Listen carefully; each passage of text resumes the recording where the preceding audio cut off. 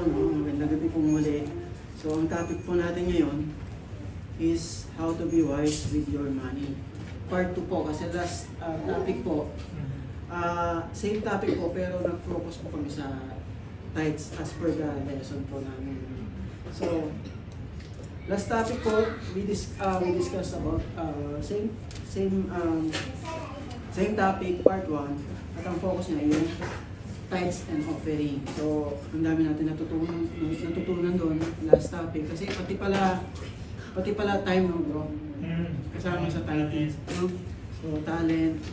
So, before we proceed po sa ating topic, basahin po natin yung isa-isa yung mga memory verses natin. Hindi ko na rin sinend at mas maganda basahin na rin po natin dito. Then after po nun, let us go to the Lord's Prayer. Siguro request ko po isa-isa. Proverbs. Marami po ito. Proverbs chapter 6, 9 to 11. Proverbs chapter 6, verse 9 to 11. How long will thou sleep, O sluggard, when will thou arise out of thy sleep? Yet a little sleep, a little slumber, a little folding of the hands to sleep together. So shall thy poverty come as one that fatteneth, and thy want as an orange man. Amen. Proverbs chapter 11, verse 1. Proverbs 11, 15. He that is surety for a stranger shall smart for it, and he that hateth suretyship is sure. Next po, Proverbs 23, verse 20 to 21. Proverbs 23, verse 20, 21, reading out. Be not among wine bibbers, among riotous eaters of flesh, for the drunkard and the glutton shall come to poverty, and drowsiness shall clothe a man with rags. Amen. Next po, Ephesians chapter 4, verse 28. Ephesians 4:28. Let him that stole steal no more, but rather let him labor, working with his hands, the thing which is good, that he may have to give to him that needeth.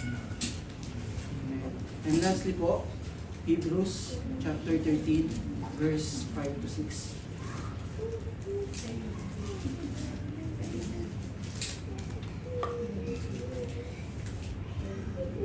Hebrews chapter 13, verse 5 to 6 po.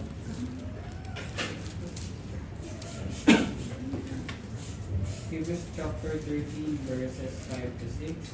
Let your conversations be without covetousness, and content with such things as ye have.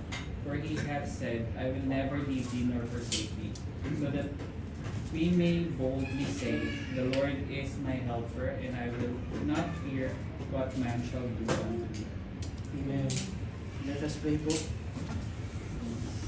Ilang Diyos, maraming salamat po. Unahin mo po ang sa Panginoon. Hindi po kami nagpapasalamat po. Salamat po sa isang pag-iingat mo sa bawat isa. Po na narito kami muli, Panginoon. Bagamat pati na po kami, pero patuloy po ang aming layunin po na makilala ka po at sambahin ka, Panginoon. Salamat po sa mga kapatid namin na naglaan ng oras at salamat po sa aming bisita na naglaan po ng oras upang mabaling po kami sa ilalim. At patawarin mo kami, Panginoon, sa aming mga kasalanan, Panginoon. Kalinisin mo po kami, linisin mo po ang aming karumihan at ihanda mo po kami sa aming pag-aaral, Panginoon. Kalooban mo po kami ng pangunawa na kailanganin sa gating ito. At dalangin ko po, Panginoon, tulungan mo po ako, Panginoon, maging galuin po ng pagpapala. Maalala ko po ang aking pinag-aralan, Panginoon, at aming ang salita mo lamang po ang aking maibigas at hindi po ang aking opinion. At muli po Panginoon, salamat po sa dinadalangin din po namin Panginoon ng mga Bible study na nagaganap sa Yes. Abu Dhabi, sa Sharjah, sa Tera, sa Agnada, Panginoon, or even sa Pilipinas, Panginoon, nawawag siyang mauna. At Panginoon, hinihiling namin ang iyong presensya Yes. at samahan niyo po kami sa gabi ito. Ito po ang aming samang sa pangalan niyo. Amen. So, magandang gabi po muli. Good So, ang topic po natin ngayon ay yung how to be wise with your money part 2. No? So, actually po hindi lamang po to connected ay hindi lamang po related to sa money lang. No? Kundi it also connected on how to manage ourselves, no? Or to manage our responsibilities bilang Christian po. So, or as a human being. So, in result from that po,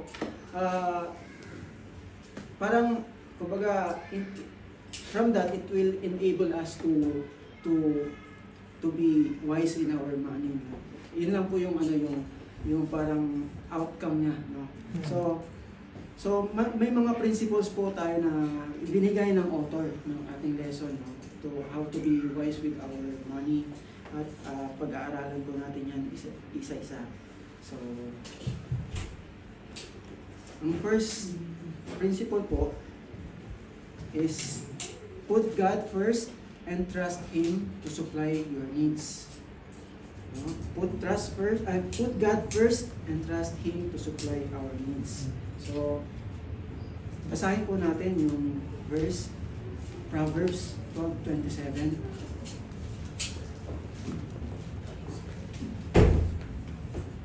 Sorry, yung verse, yun na po. Ayan. Sa Matthew 6 verses 31 to 33. Dito po. Matthew. Mali yung Mali yung nailagay ko. Matthew yan. Matthew 6:31 to 33. Na-excite lang. Meron. Parang tinapos ko nun yun, ah. Sa last letter. Matthew 6. Matthew 6, chapter 6, 31. verse 31 to 33.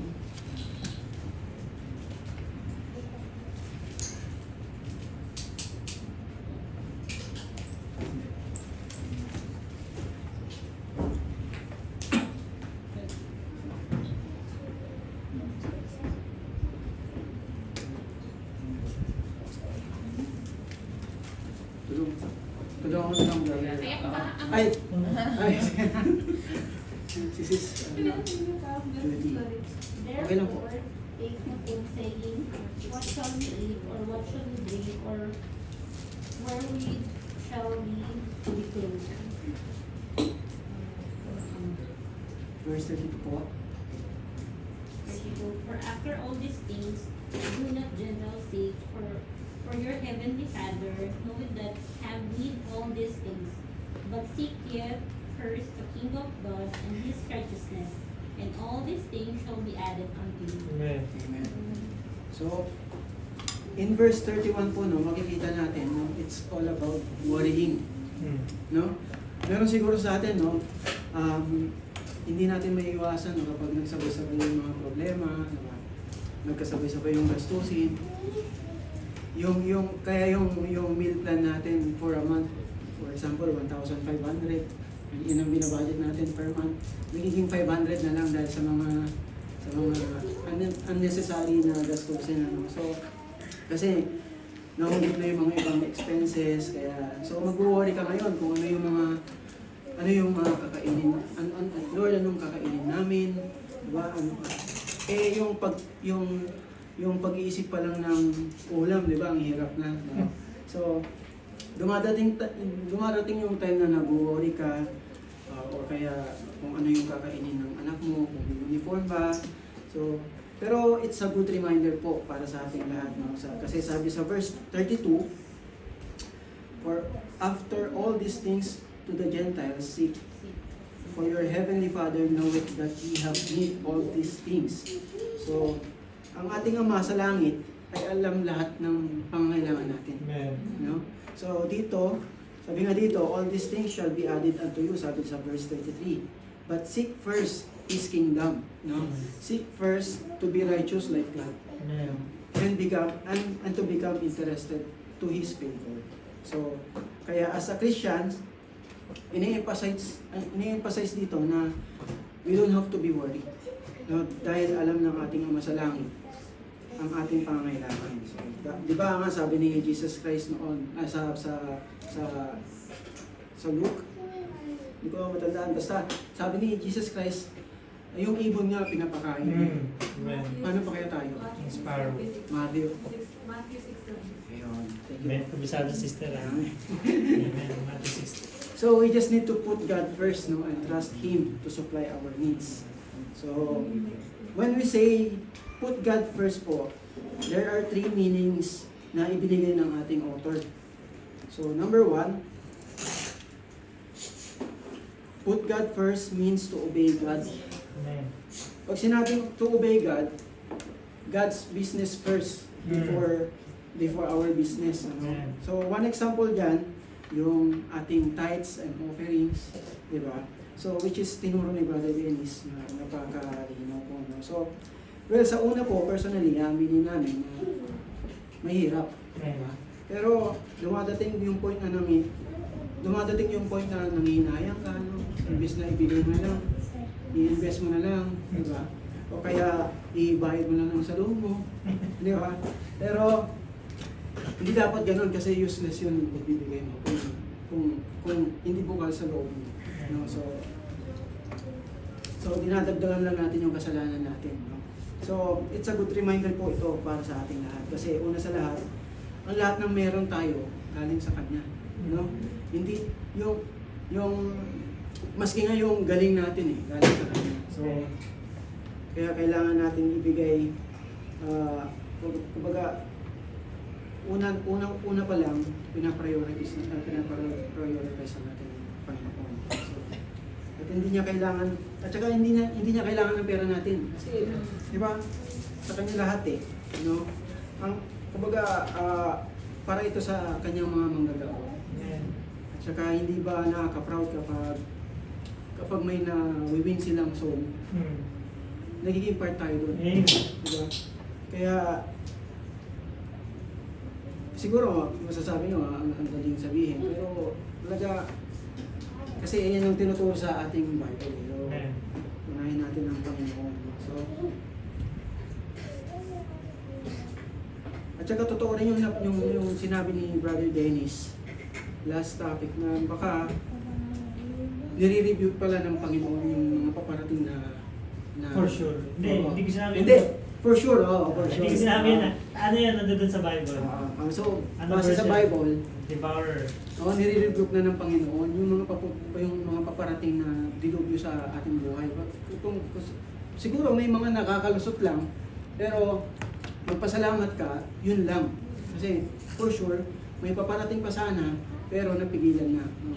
So, doon pa lang, kita mo na yung blessings ng Panginoon. Amen. So, hindi lang sa tithes and offerings, no? Pati pala sa ating mga desisyon, dapat inuuna natin ang Panginoon sa pagpili ng trabaho. Dapat may isang araw talaga sa Panginoon. So, number 2 po, put God first means to trust God. Ang tanong po, paano tayo magtitiwala sa ating Ama kung hindi natin siya lubusang kilala? Diba? Amen. Kung laging may doubts, diba? Baka kasi ganoon, kasi ganyan. So, baka magutom tayo, diba? So, kung ganyan tayo mag-isip, siguro, kilala lang natin ang Panginoon, pero hindi talaga natin siya lubos kilala. Mm. No? So,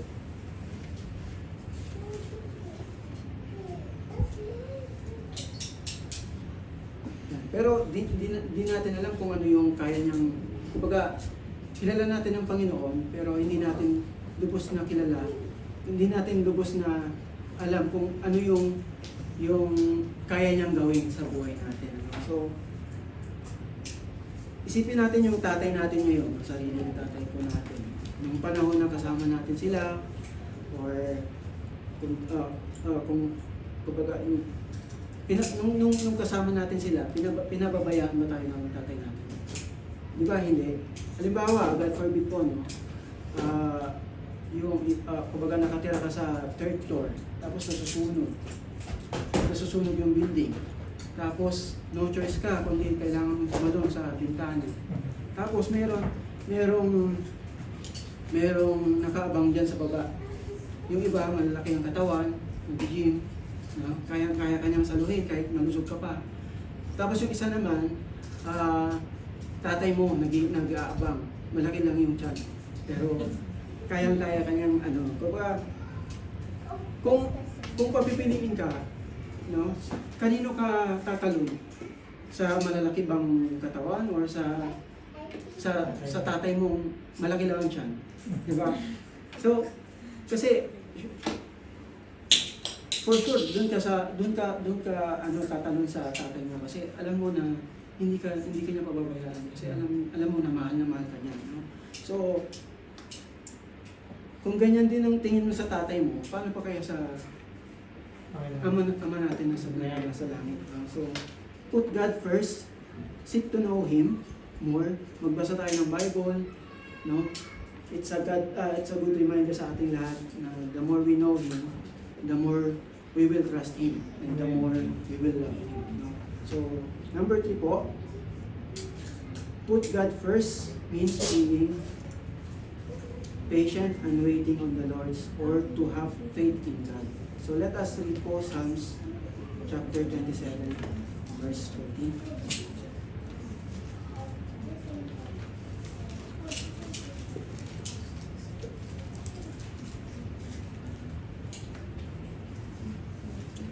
Psalms chapter 27, verse 14 po.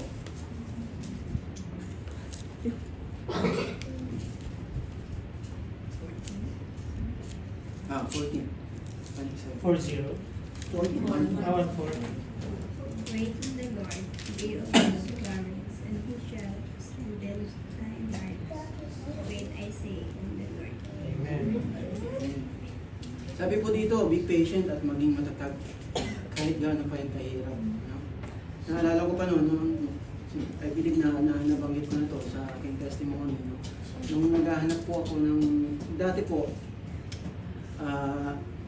naalala ko nung naghahanap ako ng work, ilang beses ako, kumbaga naghahanap ako ng work kasi hindi ko maibigay yung mga pangangailangan ng mag-ina ko.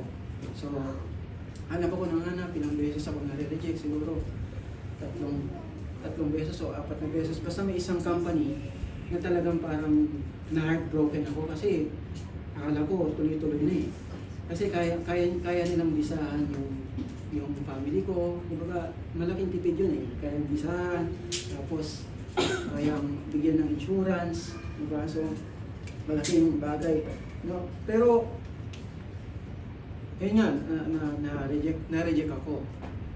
Pang-4 na beses yun. Talagang parang, kapag nakikita ko yung mag-ina ko, talagang sobrang lungkot ko na ipapayak na lang ako.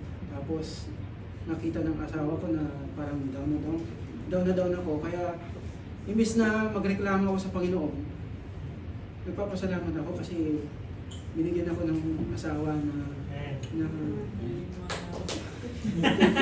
Tabakabaya ka pa. Siyempre, binigyan ako ng asawa na kumbaga nagpapatatag sa akin na bilang ama. Tapos mga kuya ko. Kitchen! So, imbis na magtampo ako sa Panginoon, hindi. Nagpapasalamat pa nga ako kasi nandiyan yung asawa ko na nag-encourage sa akin. No? So, hanggang sa, sige pa rin, tuloy-tuloy pa rin. Tapos, after 3 months, mas maganda pa pala yung company. Amen. So, ang sabi nga dito, be patient. No? Mag-isip lang. Kahit gaano pa yung kahirap. No? It's true story po to. Amen. Para kay Sis Julie. Amen. So, patunay lamang po na tinuturuan tayo ng Panginoon kung paano maghintay. Ano po? Dahil may mas maganda pa siyang plano kaysa sa pinaplano natin sa ating Amen. So, Promoted pa, Brad, no? ay, Amen. that is why we have to be faithful po, no, regardless sa bad situation na meron tayo. So, ngayon, tanungin ko po kayo, do you believe that God loves you? Amen. Amen. Naniniwala ba kayo na mahal tayo ng tatay natin sa taas? Pero kung oo, bakit tayo nag-worry? Diba? Hindi natin maiwasan, no? Pero remember na we need to have intimate knowledge po sa Panginoon, no? Who God is, no? In order for us to put God first, obey God, trust God, and have faith with God Amen. that He will supply all our needs. So, because if the believer put God first, everything will work out right. But if he puts himself first, everything will be a mess. So, number 2 po, work hard. So, sino po dito ang masasabing hardworking sila? No. Meron po ba?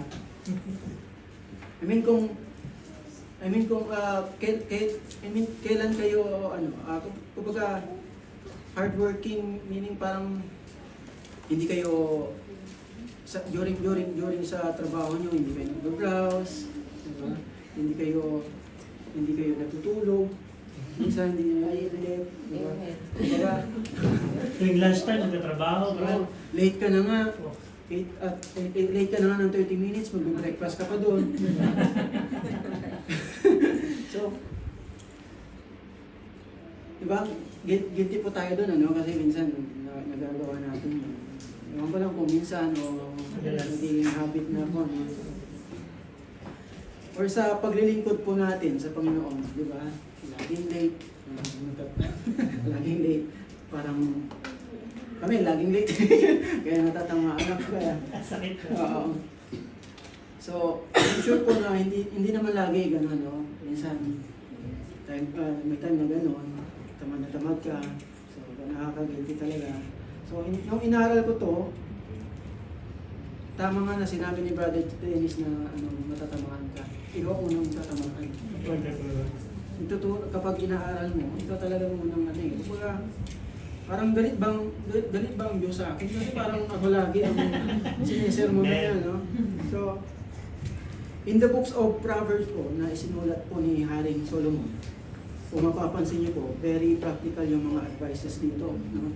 Na maaaring gamitin natin sa mundong ginagalaw natin, in this real world. Hindi lamang po iyon, no? At the same time, it will guide us sa ating eternal life. At sa isa pong magandang lesson na pupulutan natin sa aral na isinulat ni Haring Solomon is about sa mga ants, which is connected po sa ating context about work hard. So let us read po ang Proverbs chapter 6 verses 6 to 11 po. Proverbs chapter 6, verses 6 to 11.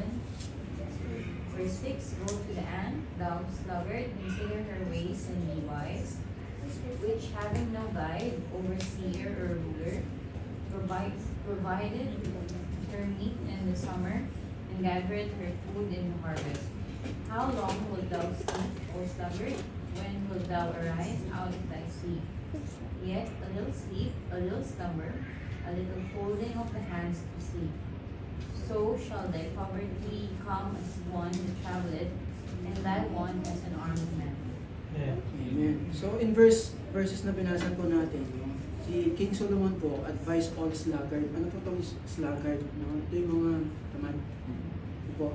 So, Solomon used the illustration of ants para makita yung value ng hard work. Kung gaano ito ka-importante for us to be successful po in life or in our Christian life. So, sabi dito, go to the ant. No? Meron po ba kayo nakikita ng langgam dyan? Amen. No? Bakit kaya pinapupunta ni King Solomon yung mga tamad langgam, no? Para i-observe nila. Kasi yung langgam nyo, ano bang meron sa langgam? Ano mapapansin nyo? Pag summer, dito na sila para sa Amen. Dahil masipag sila, no? Kasi, kung makikita mo yung langgam, di ba, laging They don't stop. They don't stop working. Walang kapaguran, no? Hanap sila ng makakain. At nais ni King Solomon na gayahin natin yung pamamaraan nila for us to be wise, no? So, yun nga, di ba, may pabula na yun nabanggit ni Sis Judy tungkol sa sa langgam at tipaklong, no? So, alam ko mas mo na yung kwento. So, si langgam nag-iimbak pa lang during summer. Habang si tipaklong, di ba, nagpapakasaya lang hanggang sa dumating yung winter or tag-ulan. Si langgam masarap na natutulog, no? Ang sarap-sarap ng tulog niya, samantalang si tipaklong nagugutom, no? Gutom na gutom. So marami tayong matututunan sa aral from these ants, no? So meron tayo at least 4 na lesson from the ants dito na pwede nating magamit sa ating buhay on how to be wise to our Christian life. So first po, the ant works without oversight. Amen. Sabi dito sa verse 7 na binasa natin, which have no guide, overseer, or ruler. Walang namumuno, nag-uutos sa kanila, no? Dahil meron silang initiative. Hindi kailangang utusan kasi may kusa sila. Hindi kailangang sabihan o paalalahanin kung ano yung gagawin. Dahil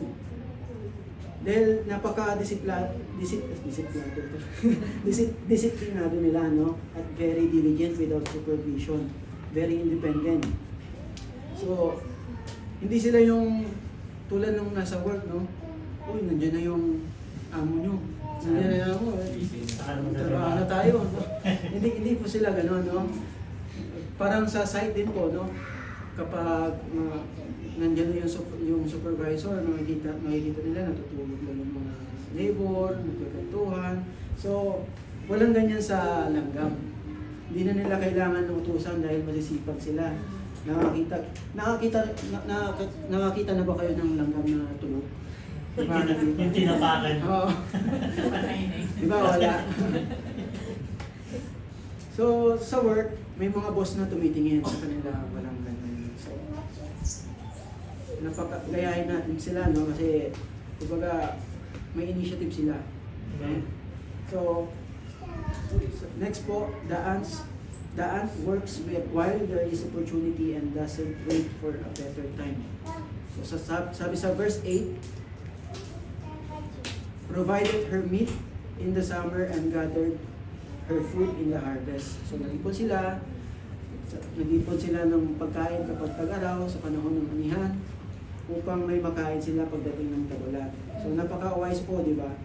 So, walang patumpik-tumpik ang mga langgam. Kilos sila ng kilos, no? Lagi silang prepared para sa future nila. So, like doon sa palabula ba yun? Parabol. Pabula. Pabula. Pabula. Salamat, Oscar.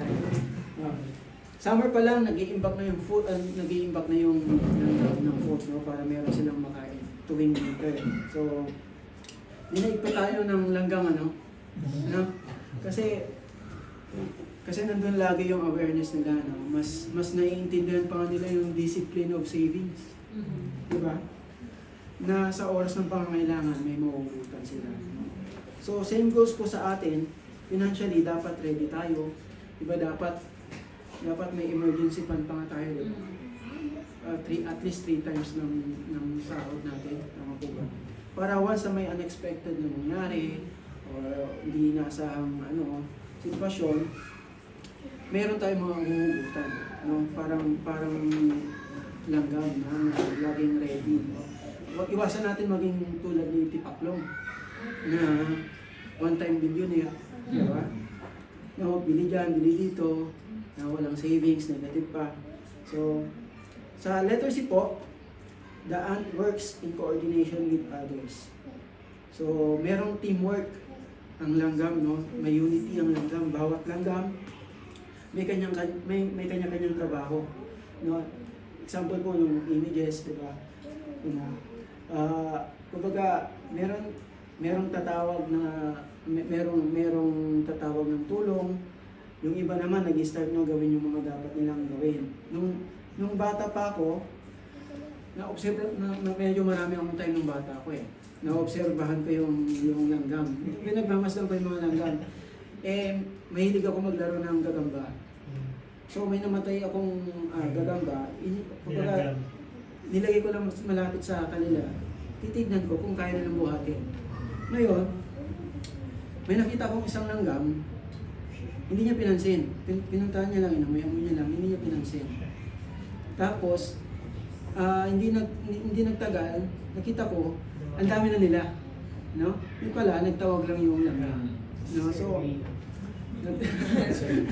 nag-survey lang. Tulong-tulong sila, no? May unity. Kumbaga, kapag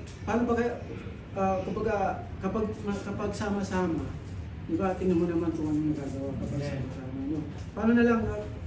Paano pa kaya sa as Christian life? Amen. Kung sama-sama tayo nagdarasal, Amen. paano pa kaya yun? Diba? Sobrang powerful na nun. Kaya tiyak lalayuan tayo ng tanim. Diba? So, letter D po, the ant works even though it is small and seemingly insignificant in the great scheme of things. Alam niyo po ba na ang langgam daw, kaya niyang buhatin is 10 to 50 times. 10 to 50 times ng kanyang weight. So, ikaw ba naman physically hardworking? So, makikita natin, ang liit-liit, pero ang laki-laki ng kanyang nagagawa. No? Kaya gayahin natin, no? Napaka-humble ng mga langgam. No? Ang liit, sabi nga nila, small but terrible. No? So, as a Christian, we need to be humble as well. So, ilan lang yan po sa lesson na nabanggit, pero actually marami pa. No? Pero ang point po ng context na to, as a Christian or as a human being, wag po tayong tatamad-tamad. No? Dahil ayaw ng Panginoon yun. No? God hates laziness, sabi nga po kanina. So, lalo na sa kumbaga, gusto niyang maging prepared tayo. Kumbaga, maging habit yung pagiging ready. Kasi tulad ng yung pagre-ready natin natin na makaharap siya. Walang araw, no? So we have to be prepared po, no? Gayahin natin yung langgam. Be like ant, not the grasshopper. So next po, number 3, be honest. Ano ba ang kabaliktaran ng honest? Liar. Tama po. At saka, meron pa eh. I'm a liar. Di ba, dishonest din po, no? Dishonest. Cheating. Tama po ba? So, let us read po ang Ephesians 4:28. Nabasa natin. Ephesians 4:28, let him that stole steal no more, but rather let him labor, working with his hands the things which is good, that he may have to give to him that needeth. Amen. In Tagalog po, basahin ko po, no? Ang magnanakaw ay huwag nang magnakaw. Sa halip, maghanap buhay siya ng marangal para makatulong din siya sa mga nangangailangan. So sabi ni Paul sa verse na to, ano binigyan natin? Let him that stole steal no more. No? Ang magnanakaw ay huwag nang magnakaw. So when we steal, we cheat. Amen. And God hates dishonesty. Sabi dito, God is holy and just, and He hates dishonesty. But we are sinners and we live in a sinful world. And in many ways, we are tempted to be dishonest, to cheat, to steal, to misrepresent, to work with a slack hand, to cut corners, to take bribes, and to otherwise be unjust in our dealings. We must resist these temptations and be honest as ambassador of Christ in the word. God blesses honestly and justly dishonest. Kaya nga we are bound to sin. No? Minsan, hindi natin namamalayan ng consciously po, no, na nakakagawa na tayo ng kasalanan. So, ang masakit niyan kung intentional. Diba? So, minsan nakakapagsinungaling tayo, no? Nakakapagsinungaling tayo sa isang tao kasi ayaw nating makasakit. Diba? So, which is mali po. No? Dapat, kaya nga God hates dishonesty po. No? So, in many ways po, we are tempted to be dishonest, sabi po dito. No? To cheat, to steal, misrepresent, or lying, to work with a slack hand, to cut corners, and po. So, lahat tayo dumadaan sa ganito. May pagkakataon din po na minsan kinukuha natin yung mga bagay na hindi naman atin. No? Like for example sa office, di ba? Ano ba? Mga pen, mga pencil, di ba? Maliliit lang yan. Hindi mo namamalayan, nasa bag mo na pala, di ba? Hindi na malaya. Kasi minsan, okay nasa bulsa mo na, di ba? Pero, Nagulat ka na. Na-misplace. meron din pagkakataon po doon sa dati kong company, sa Pinas. Para lang, kasi dati po akong nag-work sa fit out, organist. PM. Nag-PM din ako sa fit out. Ngayon, para mapabilis yung trabaho, di ba? Siyempre, hindi pa ako Christian, no? Nagpa-bribe kami para na mabilis yung trabaho. Kumbaga, kailangan kasi sa ano kasi may timeline kasi kailangan 1 month or 2 months tapos na. Yung permit pa lang abutin na ng 3 months o ano, di ba? Sa government. Sa government kailangan talagang under the table para lang kumbaga ma-meet yung ma-achieve yung timeline na sinabit namin, no? Tsaka meron pa yung mga building admin, mga engineer sa admin para lang diba?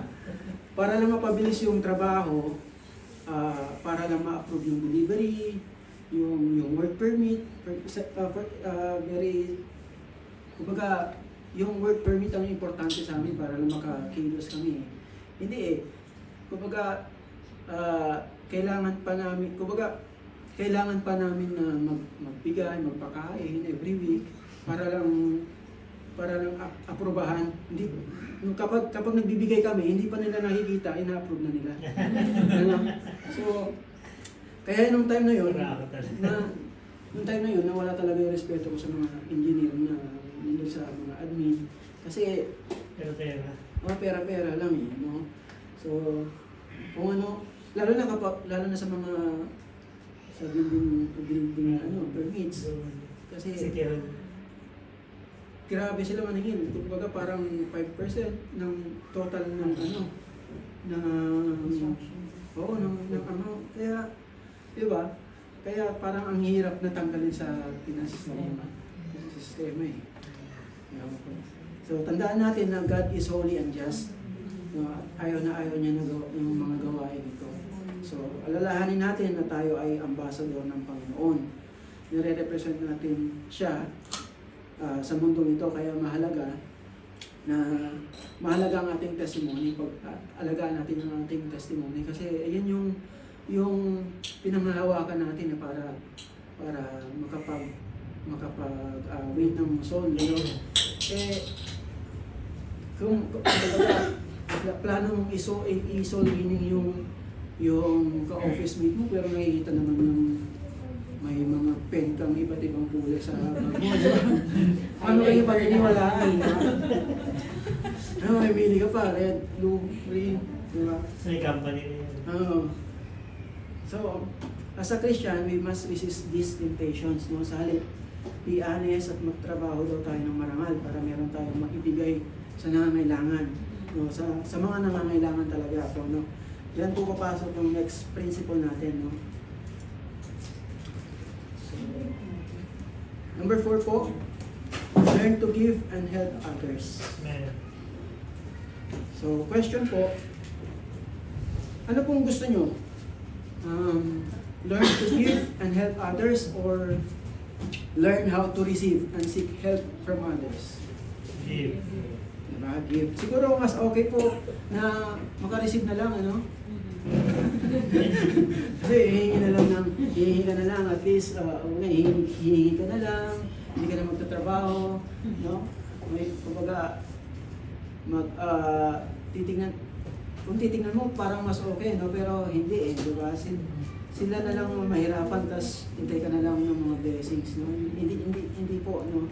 So, pero, alam ko lahat na dumaan sa ganung sitwasyon na alam natin kung yung pakiramdam na walang-wala tayo. Tapos right, kailangan natin humingi ng tulong kasi hopeless ka na, no? Stress ka na. Yung tipong 35 years old ka, pero mukha ka ng 53 years old, di ba? So I believe lahat po tayo dumadating sa puntong to, no?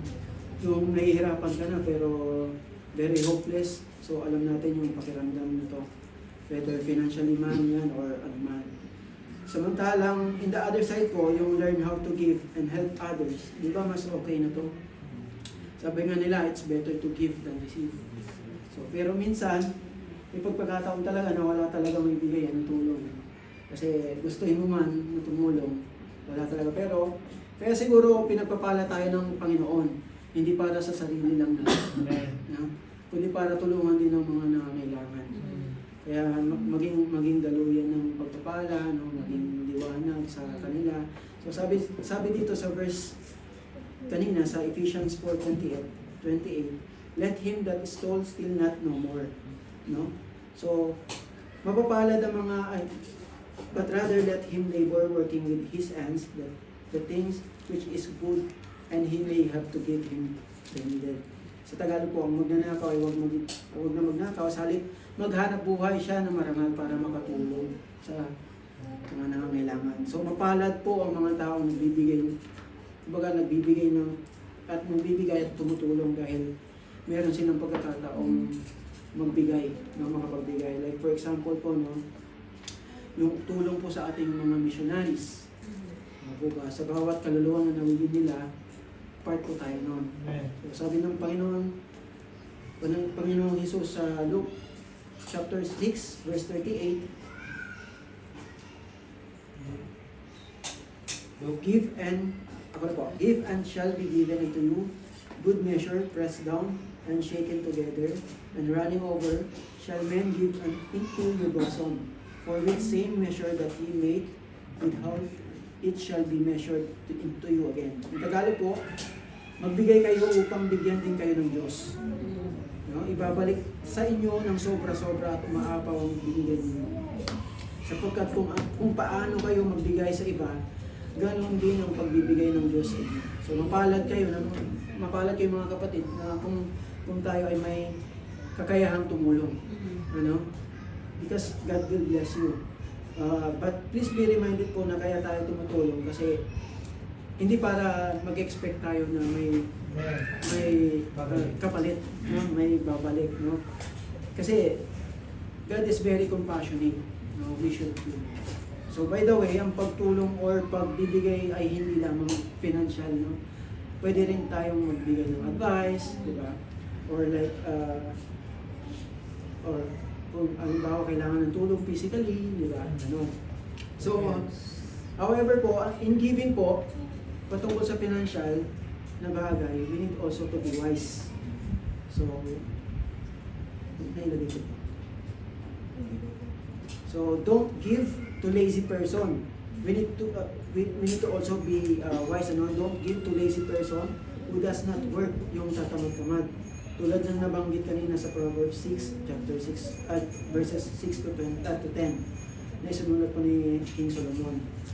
So, don't give someone who waste his money on sin and foolishness. Halimbawa, nagbigay ka ng pera, nagbigay ka ng pera pang inom. Diba? Hindi ka nga uminom pero galing naman sa'yo. So, partakers. Partaker. No? We become partakers of their evil deeds. So, in our Christian life, learn to give and help others and be wise enough kung sino yung mga tutulungan mo. Kasi baka yung tinutulungan mo, no, sila palang, yung tinutulungan mo, gumagawa na pala ng mali. Ano? So, nagiging part ka nun. Iwasan po natin yun. So, next po, yun, don't hang around worldly people. In order to be wise with our money, we don't need to hang around worldly people. Basahin po natin ang Proverbs chapter 12, verse 11.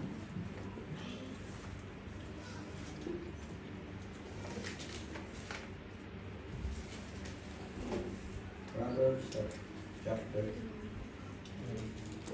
12, Chapter 12, verse 11. He that tilleth his land shall be satisfied with bread, but he that followeth the persons and void of understanding. Amen. So let me read po in Tagalog, no, para mas maintindihan po natin. Ang magsasakang masipag ay laging sagana sa pagkain. Ngunit ang walang sapat na pangunawa ay nagsasayang ng oras sa mga walang kabuluhang gawain. So, foolish persons are those who don't know how to handle money, who have a poor testimony, who have proven that they aren't wise in business dealings, who are walking in the sinful ways. And best example po dyan na nandito is yung parable of prodigal son. No? So, alam naman po natin yung about sa prodigal son. No? Kung maalala niyo po, ito yung yung prodigal son, hinihingi niya yung portion ng mana niya sa kanyang sa kanyang tatay, no. Then after paglipas ng ilang araw, pumunta yung anak sa malayong lugar at bitbit yung mana niya. Ngayon, doon niya ginastos lahat ng mana niya. Kumbaga, siguro doon niya ginastos yung mga mana niya sa walang katuturan na pamumuhay. For sure, may time na nagkaroon siya ng mga kaibigan, kasi marami siyang pera eh, di ba? So, malamang nanlilibre pa yan, inom dito, kain, babae, di ba? So, hanggang sa naubos yung pera niya, hanggang sa napilitan siyang mamasukan bilang tagapag-alaga ng baboy, hanggang sa magutom siya, no? So prodigal son learned that worldly friends are not true friends. No? They don't love you. They love you. They love what you have. No, they only want to use you. No? And those who hang around people do not learn how to be wise and typically end up wasting their income and throwing away opportunities. So nakakalungkot lang din po na ang ugali nga ng karamihan yun, no? Mga one-time millionaire. Pagkasahod, diba? Pagkasahod, parang ano naman ng inuman, diba? Sa bar, yosi, gabi-gabi. Tapos magre-reklamo, wala na natitira sa sahod nila. So again, it's a good reminder po na dapat piliin natin kung sino yung pinakikisamahan natin. No? I mean, pakikisama as gawa. No? So pwede kang makisama pero hindi sa maling gawa. So, next po. Don't pursue promises of quick riches. Let us read po Proverbs 13, verse 11. Proverbs 13:11.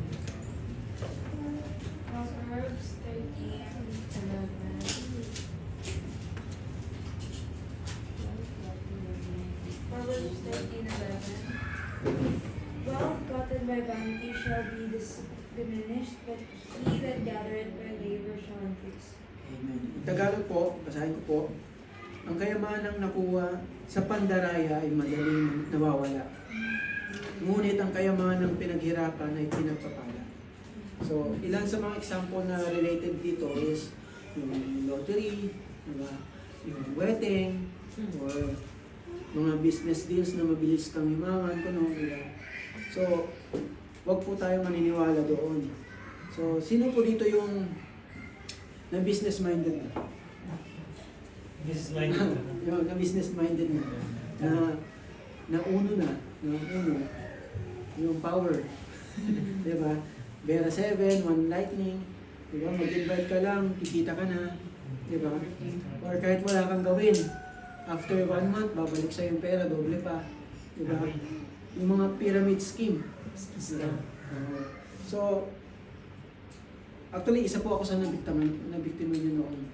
Sa, One Lightning. Buti na lang, bago pa nalaman yung company, bago pa magsara, bago pa nalaman yung scam pala, nabawi ko rin, no, kahit paano. May nabawi rin ako kahit paano. So, nakaka-time kasi, no, gusto natin yung mga managal, di ba? Gusto natin, yung mga managal kaya nag-take tayo ng risk, di ba? So, meron kaming kakilala rin, no? Meron kaming kakilala, nag-invest sa isang piggery. No? So una, sabi, mag-invest ka ng ganito, after 1 month, babalik to doble. So, nadoble nga after 1 month. Tapos, pinaroll nila ulit. Nadoble ulit. Ikaw naman itong kinikwentuhan, parang gusto mong sumali. Diba? Pero, nalaman ko na lang, nung next na kumbaga pati ipon nila, kumbaga tinaya na rin nila. Pero nalaman na lang namin na kumbaga scam pala. Buti na lang kahit paano may nabawi sila. Pero hindi, kumbaga yung mga pangbahay sana nawala. Diba? Kaya huwag tayo maniniwala sa mga ganitong scheme po. No? So,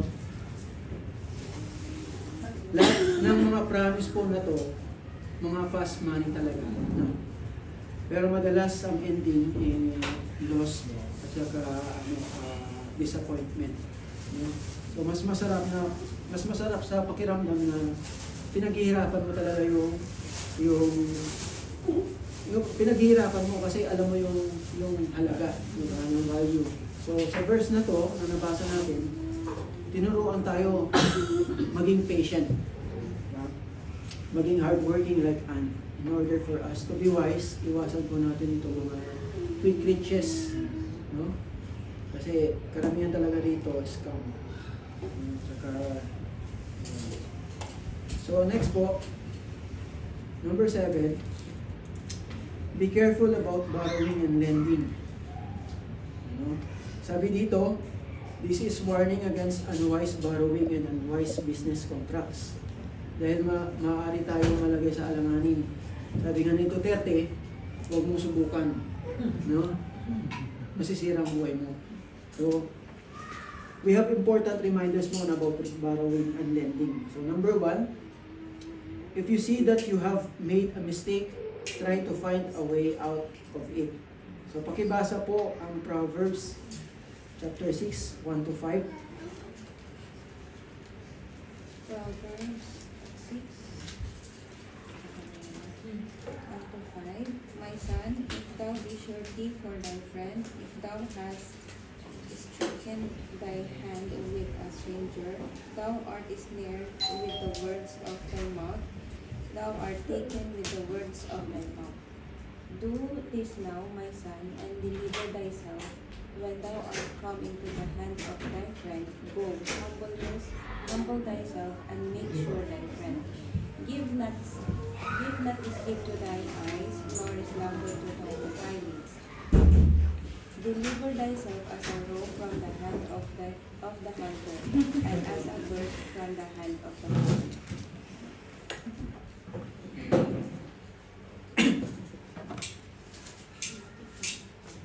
So, halimbawa po, may napangangkuhan tayong kaibigan. No?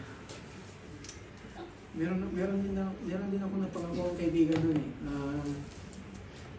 Kumbaga, para lang ikasal siya, sagot ko na yung isang lechon. Sagot ko na yung lechon. No? Kasi sa kagustuhan kong makasal lang siya. No? Sagot ko na yung lechon pagkasal mo. Ngayon, ikakasal na nga siya, tapos marami pala siyang bisita, 5 lechon pala ang kailangan. No? Ngayon, kumbaga,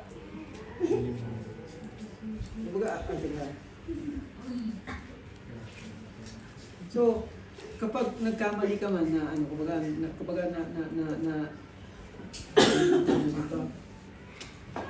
ka na nangako ako na bibigyan mo na ng lechon, ano. Kung hindi mo naman kaya, sabihin mo, ano? Na huwag kang mag-atubiling sabihan siya ng isang lechon lang ang kaya mo, hindi 5.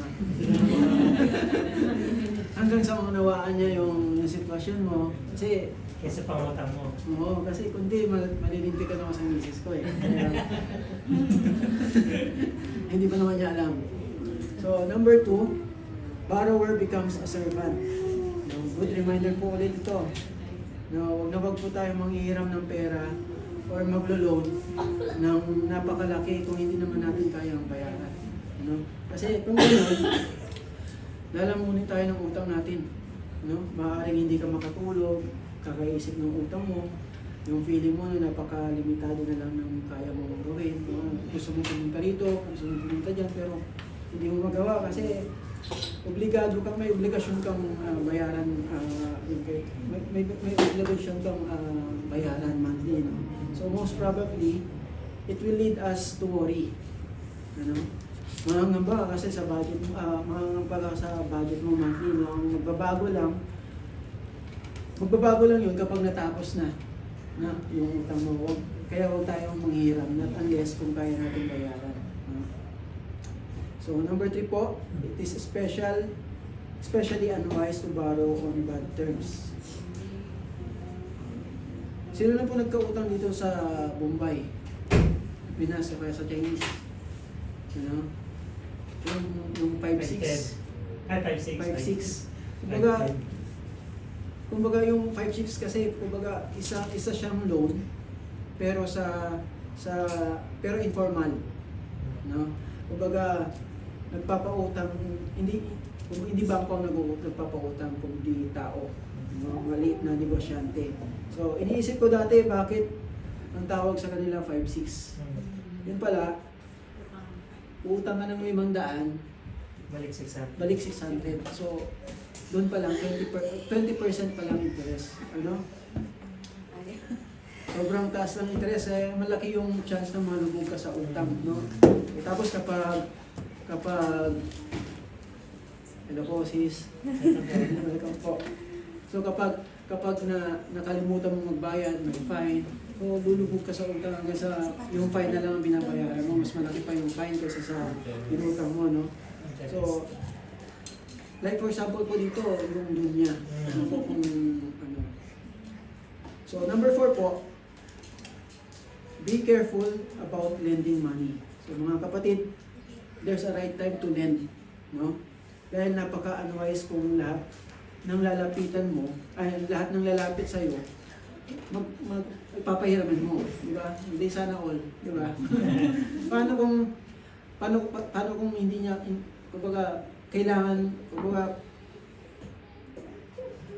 kailangan natin i-assess, no? Yung mga nanghihiram. Kung baka mamaya Pambili lang pala ng pambili ng alak, diba? Pang lossy. Pambili LD. Pang LD. So, hindi natin alam kung kailangan talaga niya o ano, diba? Baka maging partaker po tayo niya. Dito po, we have 6 don'ts po in lending money. Basahin po natin. So, medyo maliit. Don't loan to strangers. Don't loan money to lazy person or someone who isn't work hard. Don't loan money to undependable person with a poor testimony. Don't loan money to someone who is involved in get rich quick scheme. Don't loan money to someone who has proven that he is unwise with money or to someone who is already in bad debt. Don't loan money to someone with bad character. So, like lying, stealing, hiding. So, yan lang. So, yan po yung mga 6 don'ts na naibigay po sa ating lesson. No? So, next po, seek good counsel. Basahin po natin ang Proverbs 19:20. Chapter 19:20.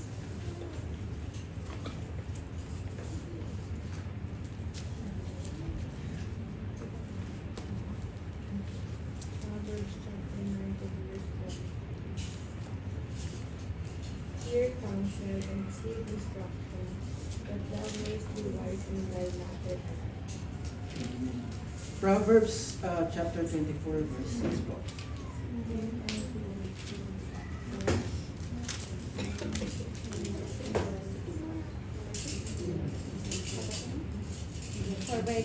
For by wise counsel thou shalt make thy record, and in multitude of counselors there is safe. Amen. So, sabi po na-discuss na po dati ito, no? Itong, Sa ibang topic. naalala ko itong unang-una kong topic kaya bumalik. I-revise ko daw ulit.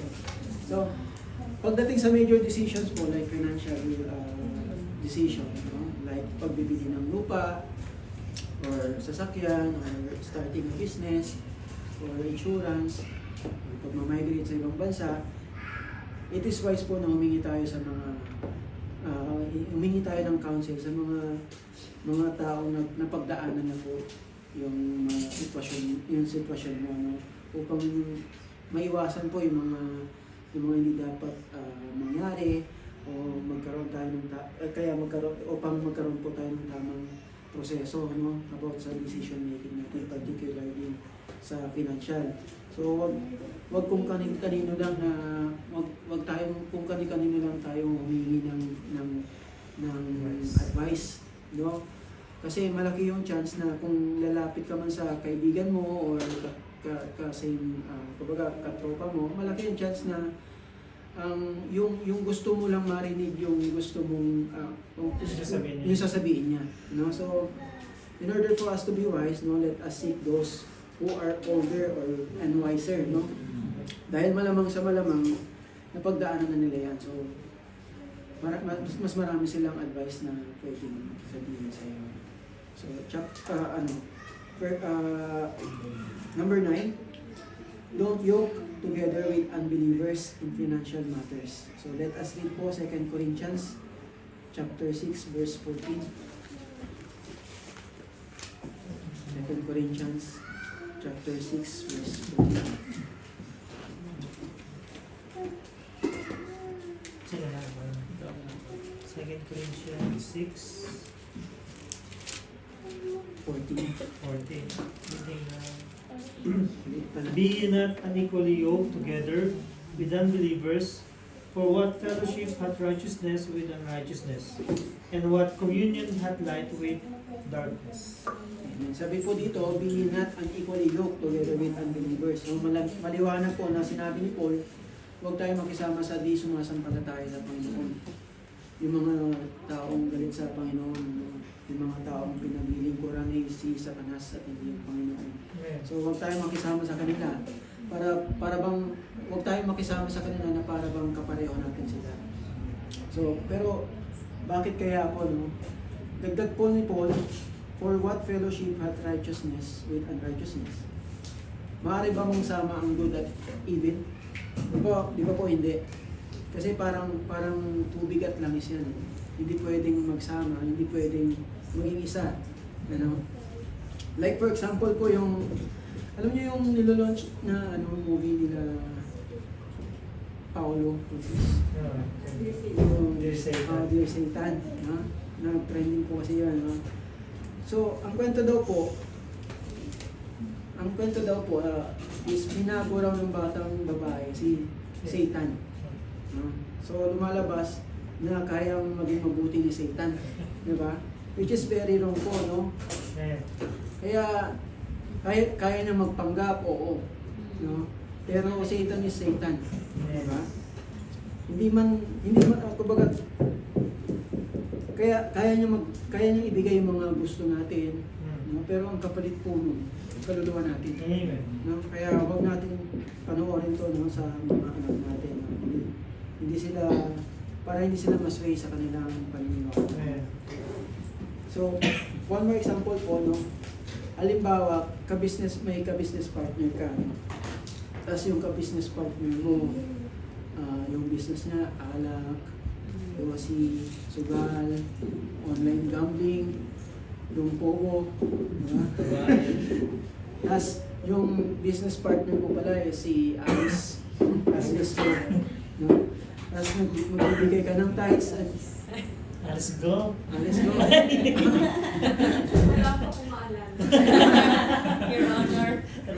Tapos magbibigay ka ng tithes and offering, no, galing doon. No? Parang mali na nga, parang gusto mong itama. No? Pero hindi kailangan maging tama ang mali, no? Kailan po hindi magiging tama yung mali. You know? Sa paningin ng Panginoong Jesus. So in order for us to be wise with our money, huwag tayong makiisa or makisama sa hindi mananampalataya. Number 10 po, appreciate and use what you have and don't make excuses for not working. So let us read po Proverbs 12 verse 27.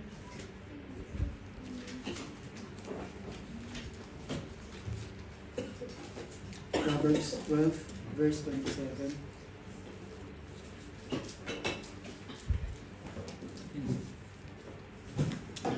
Sino? Proverbs 12:27.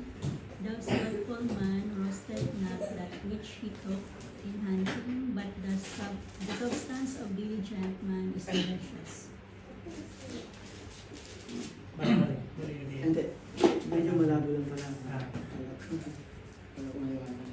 So, in Tagalog po, babasahin ko po yung Tagalog. Hindi makakamit ng tamad ang kanyang hinahangan, ngunit ang masikap ay laging may magandang hinaharap. Tapos, Proverbs 20 verse 4 po. The sluggard will not flow by reason of the cold. The cold shall be deep in harvest and have nothing. Sa Tagalog po, ang taong tamad sa panahon ng taniman ay walang magagapas pagdating sa anihan. So,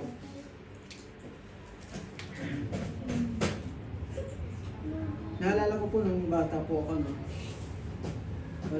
Siyempre wala pa tayong iniisip, na responsibilities. Hintay lang tayo ng allowance. Diba? Ang responsibilities lang natin is mag-aaral lang mabuti. No? Feeling ko nga noon, napaka-yaman namin kasi napaprovide lahat ng tatay namin, ng mama ko. So, pero dumadating tayo sa point na dumadating tayo sa point na kukunin ng Panginoon lahat. No? Pati na mahal ko sa buhay. No? Nung first year college po ako, kinuha po ng Panginoon ng tatay ko. At yung point na yun, ang daming pagbaba ko ng yun. Richard! Richard! May bawang naghihiwa kami ng bawang. Richard! So, yung status po ng buhay namin, syempre hindi na ganun ka stable. Pinito ni Richard! So, hindi na ganun ka stable. No? Dati kasi, nung buhay pa yung papa ko, hindi kami nag-worry kasi alam namin na mapaprovide lahat ng mga family namin. Man. Yung katiyakan ko na nakakatapos ako ng pag-aaral, kumbaga naging napalitan ng worry. No? Kasi iniisip ko, paano ko ipagpapatuloy yung school ko? Diba? Diba? Although ginagawa naman ng mother ko yung lahat para lang mapatapos kami. Pero syempre, makakawa ka. Gusto na lang eh. Amen. So malaking adjustment para sa kanya, no? Iniisip ko nga, mag-stop na lang. No? Hintayin ko na lang makatapos yung ate ko para siya na lang magpaaral sa akin. Nag-iba talaga yung boses ko pag Nawawala. Pero alam niyo po yung nangyari, no? Sa kagustuhan ko makapagtapos, yung dating irresponsibleng naging irresponsable. Amen. Kumbaga, yung dating paisi-isi lang, na naghihintay lang ng allowance, natuto pa lang magtrabaho habang nag-aaral. Kaya, para makatulong lang sa mama ko, nagtrabaho sa McDo, naging draftsman ako sa isang contractor, tagagawa ng plano, Amen. habang estudyante. Naging draftsman din ako ng professor ko sa engineering. So minsan tumatanggap din ako ng portrait. Amen. Portrait yung charcoal painting, no? Tapos sumasali rin ako ng singing contest. Alam mo yun? Pati Mr. Pogi, Brad. Pati pageant, Brad. Mr. Pogi na. Kumakanta rin. Amen. Kumakanta rin kami. Nagigig din kami minsan sa gabi. Kasi meron din po akong banda dati. Lahat ng talent. So lahat ng kakapalan ng mukha ginawa ko na. Para lang. Makapal pa lang mga mo.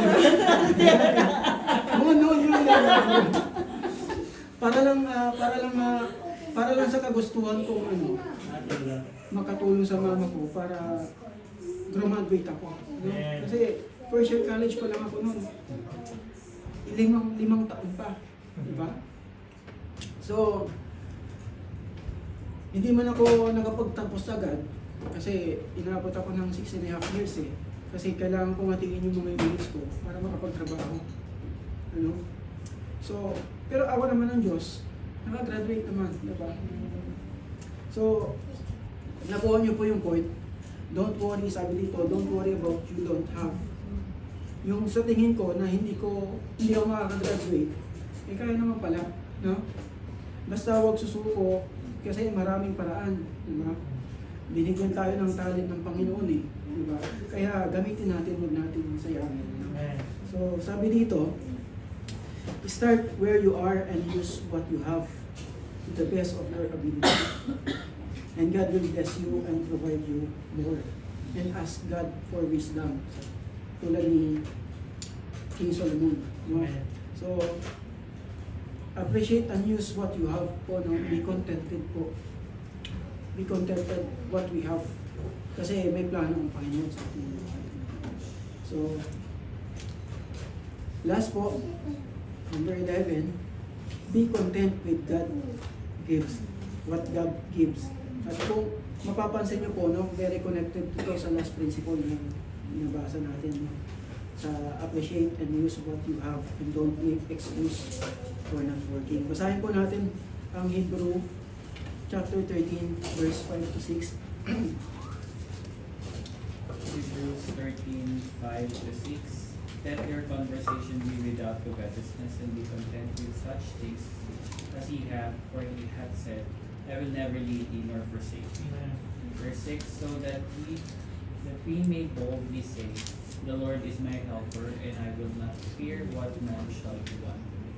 Amen. Okay. Bakit nga ba hindi nakukontento ang mga tao? Tingin niyo.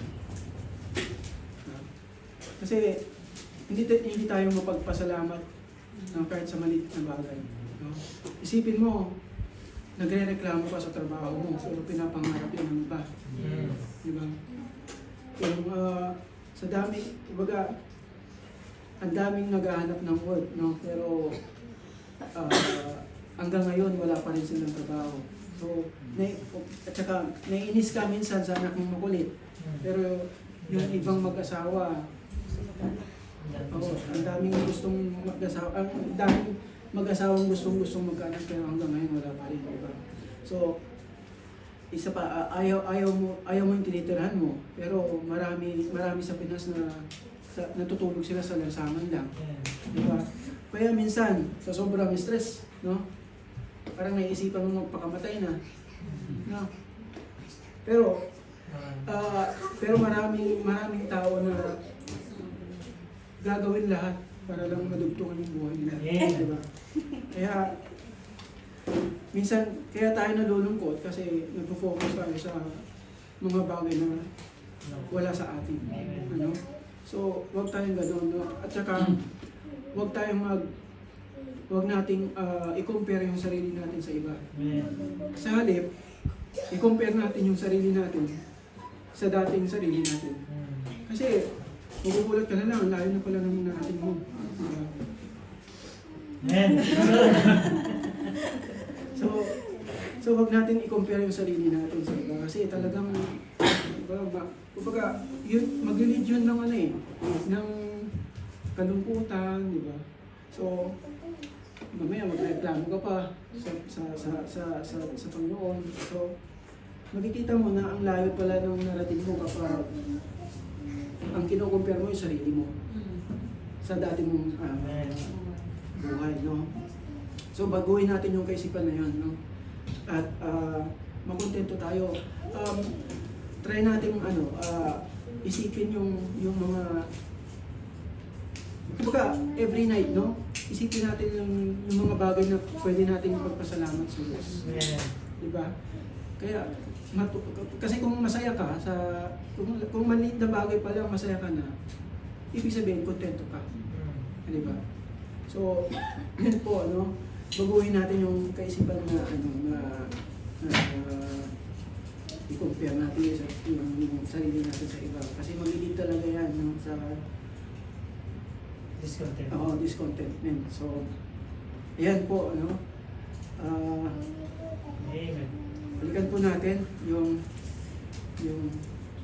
mga principles on how to be wise with our money. Ay, medyo wala po. So, put God first and trust Him to supply your needs. Second, work hard. Third, be honest. Fourth, learn to give and help others. Next po, don't hang around worldly people. Don't pursue promises of quick riches. Be careful about borrowing and lending. Seek good counsel. Don't joke together with unbelievers in financial matters. Appreciate and use what you have and don't make excuses for not working. And lastly po, be content with what God gives. So, ayan naman po ang aking share. Amen. Ay, sige po.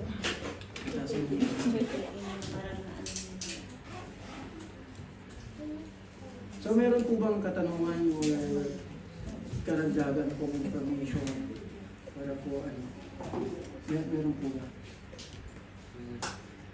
Okay po. Ikaw, Brother Dennis, baka may gusto kong sabihin kay Sis Karen. Ako naiyak din ako. Amen. So, let us, gusto ko si Brother Dennis. Sige po, let us pray. Na-bless po ba kayo? Amen. Sige po, let us pray. Sabi sila, Sister Gina, yung kambal. Ah, Susuka ngayon. Sige. Sige po, let's pray.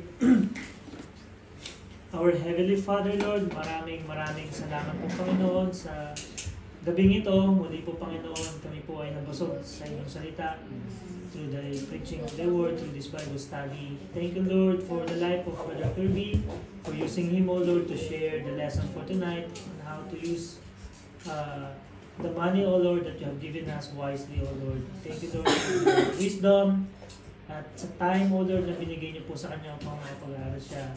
Despite of his busy schedule, Lord, he dedicated his time, O Lord, upang ma-share nga po ito at magawa po, Lord, ang lesson ng clear, bold, O Lord, according to sa iyong salita, Panginoon. Salamat po, Lord. Dasal po namin na ipatuloy niyo po gamitin ang buhay ni Brother Kirby na maging daluyan po ng pagpapala at patuloy niyo po siyang gamitin ninyong maging mensahero, O Lord, at ilayin niyo po, Panginoon, sa gawa ng kalabang Panginoon, and patuloy mo nga po, Panginoon, ang kanyang pamilya ay laging ligtas, O Lord, at malakas, Panginoon, ang kanilang pangatawan.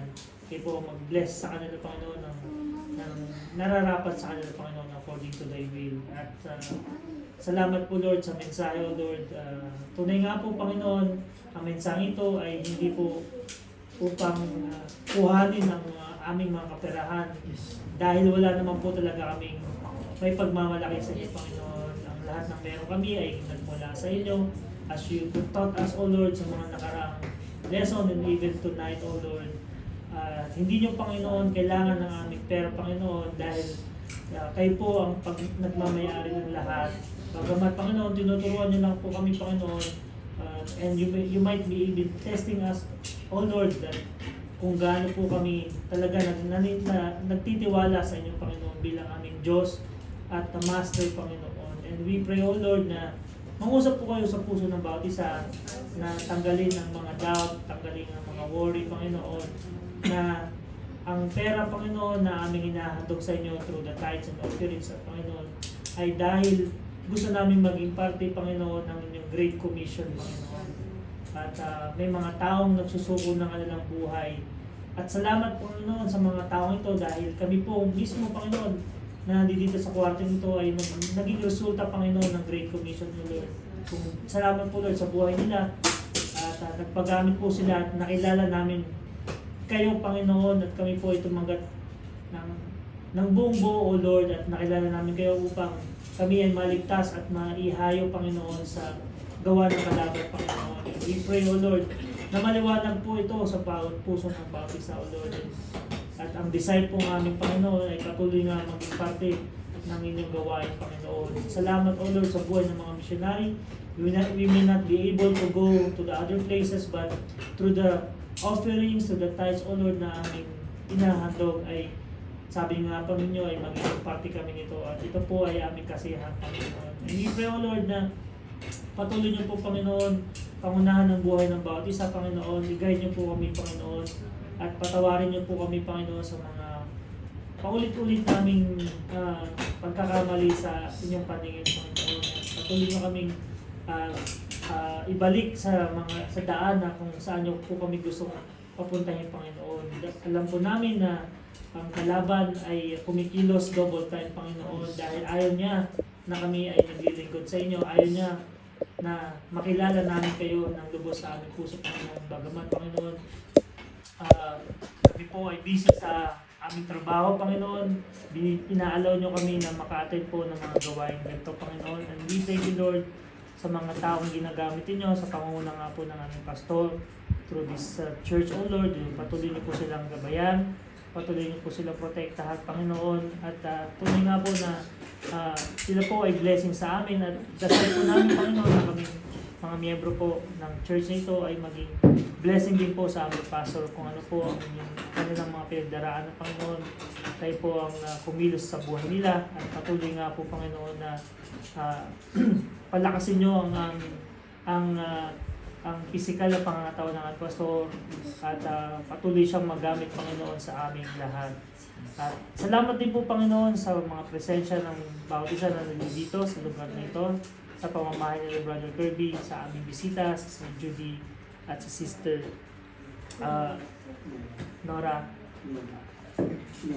Lori na aming nakasama pong muli. Patuloy nga po kayong kumilos sa buhay nila. At alam po namin, Panginoon, na may plano po kayo sa buhay ng bawat isa sa kanilang mga pamilya. At dasal po namin at desire po namin ay makasama po namin sila muli sa gawain ninyo, Panginoon. May mabaybalikan sa Bible study or even, O Lord, sa worship service, Lord, during Sunday. At kayo po, Panginoon, manguna sa kanilang mga buhay at pamilya, Panginoon. At inaalala rin po namin, Panginoon, ang family po ni Brother Donald sa Pilipinas, lalo na po ang kambal, Panginoon, na patuloy na sa kasalukuyang may sakit po, Lord. Kayo po, Panginoon, ang mag-heal sa dalawang batang ito, even, O Lord, sa family. At alam po namin na kayo po ang great healer at bigyan niyo po sila ng lakas ng pangangatawan upang malagpasan po, Panginoon, ang sakit na ito. At dasal din po namin sa kanilang pagbalik, O Lord, sa Dubai ay safe flight, O Lord. Kayo po ang kumilos sa pilot na mag-drive po kami ng airplane, O Lord, at nakabalik po sila ng ligtas at makasama po namin sila sa Dubai sa kanilang pagbabalik, Lord. And last but not least, Panginoon, we thank you, Lord, for the life of my wife, for her birthday tonight. And we thank you, Lord, for the provisions, O Lord, for the protection.